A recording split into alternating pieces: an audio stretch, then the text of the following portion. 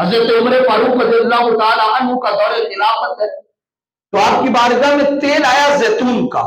بڑے بڑے برتنوں میں تھا، آپ نے پیالے منگوائے اور ان میں تقسیم فرمانے لگے لوگ، تو آپ کے صاحبزادے بھی کھڑے تھے، وہ دے رہے تھے، جب پیالہ دیتے تو کچھ تیل ہاتھ پہ گر جاتا، وہ تیل پکڑتے اور اپنے بالوں پہ لگا لیتے،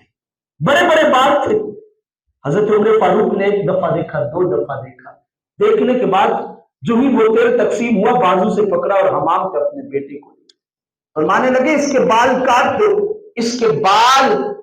بال لوگوں کے تیل میں رغبت رکھتے ہیں، کہیں اس کا من یہ نہ آ جائے کہ لوگوں کے مال میں سے تھوڑا سا حصہ میں بھی لے لیا کروں تو کوئی حرج نہیں،